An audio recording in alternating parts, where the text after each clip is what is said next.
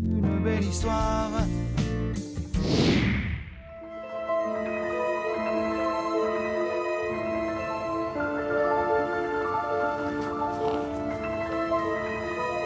Il y a comme un air de magie qui flotte sur le Cabanon, ce vaste domaine agricole situé à une vingtaine de kilomètres de Lisbonne.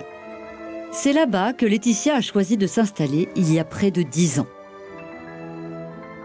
Je suis tombée totalement sous le charme de ce domaine que j'ai trouvé, je sais pas.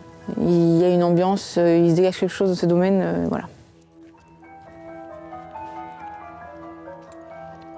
J'ai acheté Naomi, ce qui m'a donné une raison et un motif pour rester au Portugal.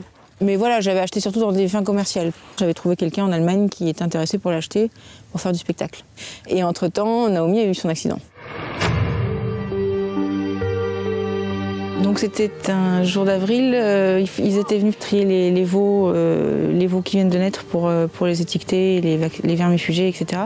Et mon cheval était parti trier les vaches avec Louis, qui est donc le cavalier des écuries.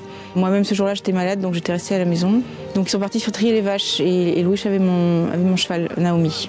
Entre-temps, ils ont dû changer de cheval parce qu'un des cavaliers avait un problème avec un autre cheval. Et c'est donc un petit jeune qui s'est retrouvé avec mon cheval, qui sans doute maîtrisait pas très bien. On ne sait pas trop comment s'est passé l'accident, mais toujours est-il que, en courant derrière un petit veau comme ça, le cheval sans doute a dû trébucher dans un trou et ils ont été propulsés contre un chêne-liège au grand galop.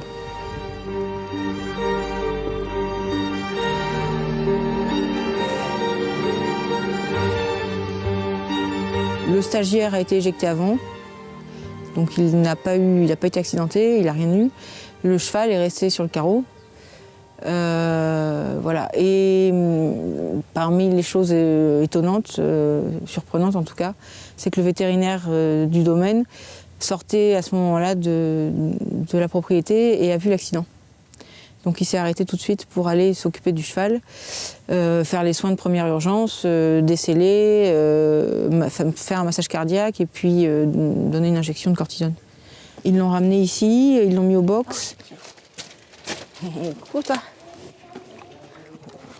À 8h du matin, le cheval s'était réveillé et il s'était réveillé aveugle, et il a paniqué, et il s'est... L'expression qu'on m'a dit quand j'ai vu le cheval, c'était massacre à la tronçonneuse dans le box. Voilà. Moi, j'étais pas au courant parce que j'étais malade et quand j'ai découvert mon cheval dans cet état-là, j'ai cru qu'on avait mis un autre cheval accidenté dans le box de mon cheval. Et quand j'ai vu que c'était Naomi, j'ai pas compris.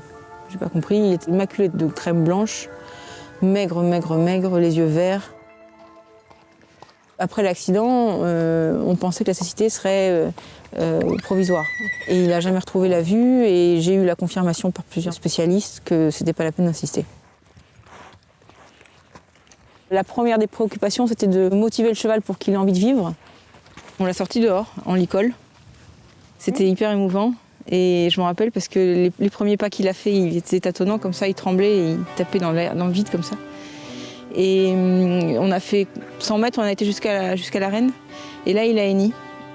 Et je me rappelle, on s'est toutes regardés, on était avec Inès et une amie. On s'est toutes regardés, on s'est dit « Ah, ça va le faire ». À partir de là, je l'ai promené en main tous les jours 5-10 minutes, comme ça.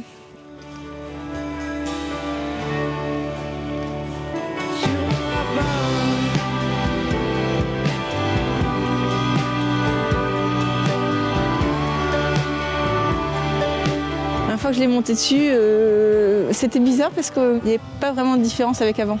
Il faut juste ne jamais oublier que le cheval ne voit pas parce qu'en fait, il fait une telle confiance. Voilà, il faut garder en permanence en tête que le cheval ne voit pas.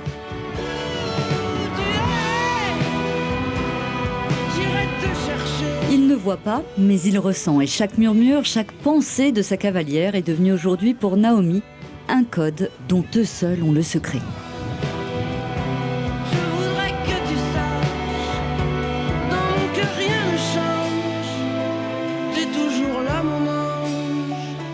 Ce cheval aurait dû mourir, et il aurait dû mourir au pied de son chêne-liège si le vétérinaire n'était pas passé au moment même de l'accident. Il aurait dû mourir parce que si j'avais pas été malade, je l'aurais fait abattre. C'est un cheval qui ne devrait pas être en vie et qui est en vie. Tu es mon plus grand mystère, mon seul lien contigu. C'est une grande leçon de vie parce que sincèrement, moi avec ma culture plutôt athée, pour moi la souffrance animale c'est quelque chose d'intolérable et je trouvais jusqu'à maintenant que l'euthanasie c'était un moyen d'éviter une trop grande souffrance aux animaux. Et en fait, je me suis rendu compte que quelquefois, c'est peut-être pas nécessaire d'euthanasier si vite. En quelques mois, et alors que Laetitia devenait les yeux de son cheval, un lien magique s'est créé entre eux, leur rappelant jour après jour la valeur de la vie.